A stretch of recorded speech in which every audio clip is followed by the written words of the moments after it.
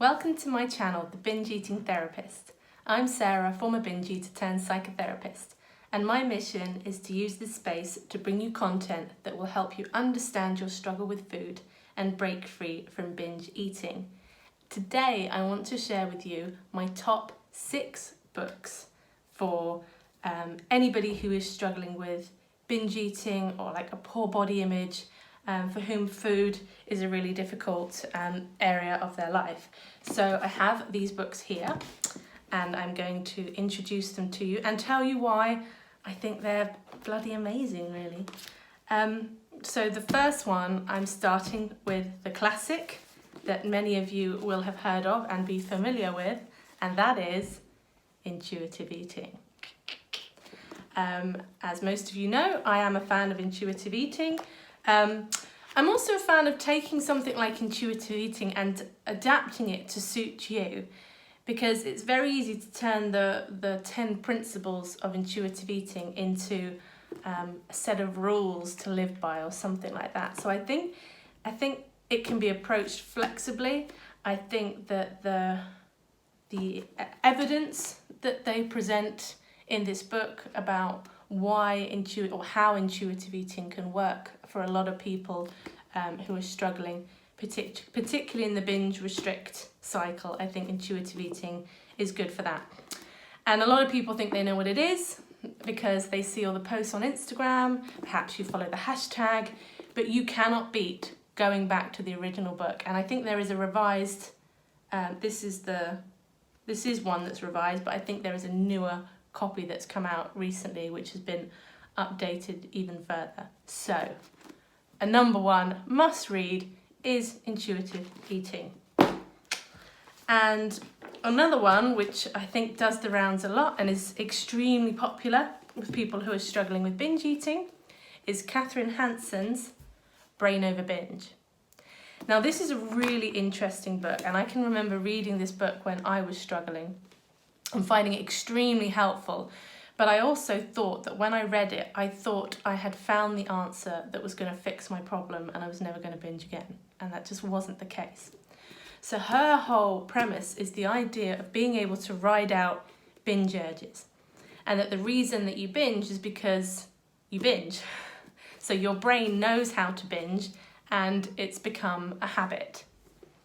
And so she talks about welcoming the urges to binge but not responding to them. And once you teach yourself that you don't have to respond to them, they become much less frequent. And she struggled for quite a long time and went into therapy. She talks about psychotherapy in her book.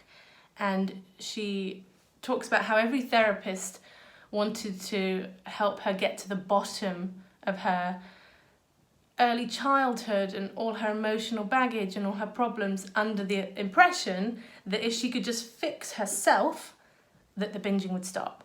And that wasn't the experience. So she is, I don't know if anti-therapy is a bit extreme, I can't quite remember, but she's not a particular fan of therapy. However, she did have it for years and years and years, which meant she probably had quite a high level of self-awareness in order to be able to apply the tools that she then learned.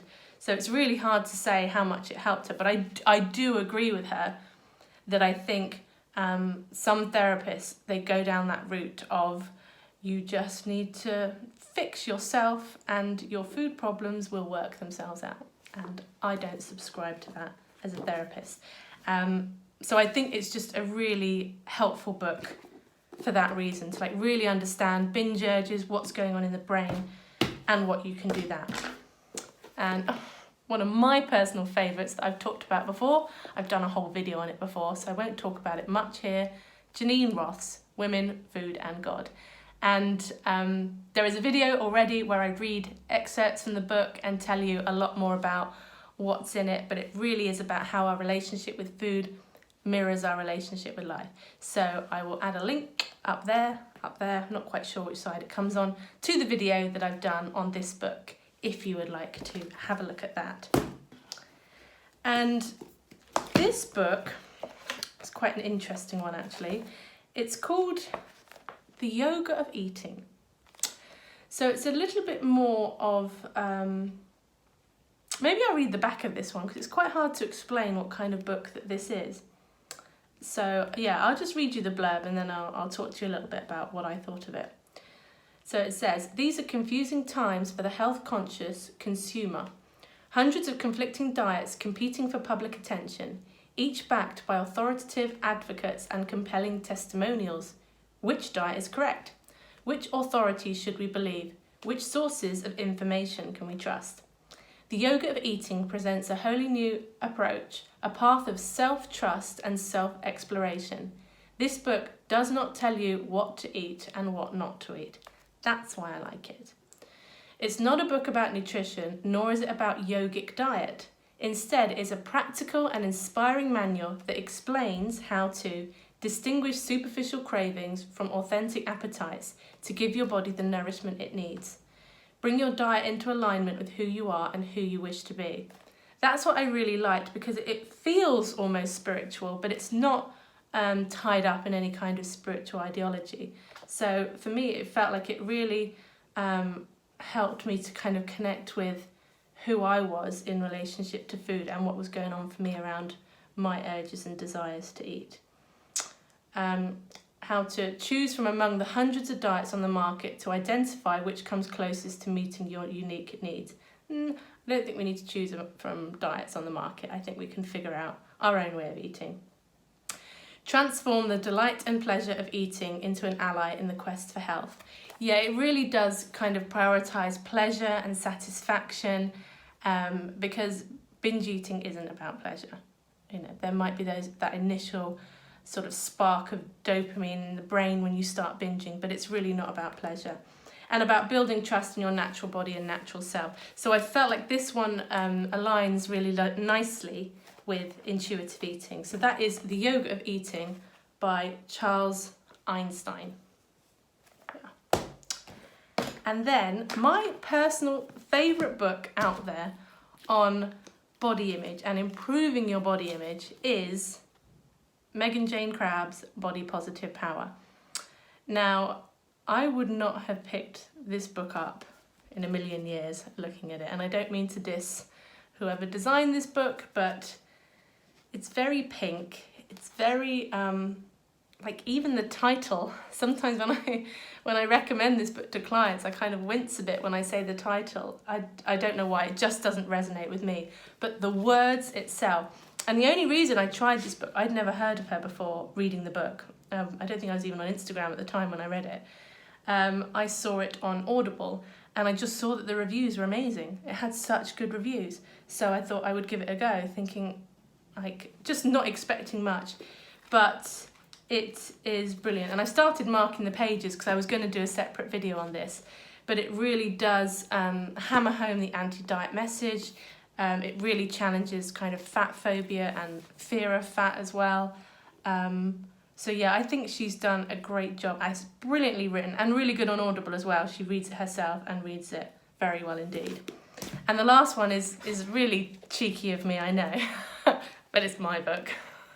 I think you probably saw that coming, or maybe you didn't. But yes, my book, I Can't Stop Eating, available on Amazon. So what's my book? My book is all about raising awareness of your binge eating and why you binge eat, and how individual that is. There is a chapter kind of introducing intuitive eating for people who don't know. It really talks about how we use food as an escape and how we can start bringing more awareness and perspective to our problem with food. Like, we think we know why we binge because we've done it for so long. We think we understand this problem, we just can't understand how we can fix it. But a lot of the time there's stuff that we just are just outside of our awareness. So this is really a book about increasing self-awareness. And I introduced something that's called the Ralick method, which is a way of recognizing what's going on, experiencing it, and then making a choice. So it's all about freedom. And the message of this for me is that freedom from binge eating is about not saying no to something, not saying no to food because you can't say yes. That's the diet mentality. And not saying yes to food because you can't say no. That's the binge mentality. That is the swing between in control and out of control. And I see the middle ground, the grey, as being freedom and choice. So feeling like we have a choice.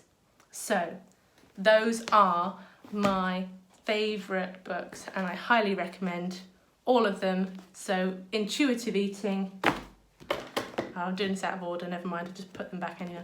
Body Positive Power, The Yoga of Eating, Women, Food and God, Brain Over Binge, and somehow I've snuck my book in with these greats, but you know, anyway.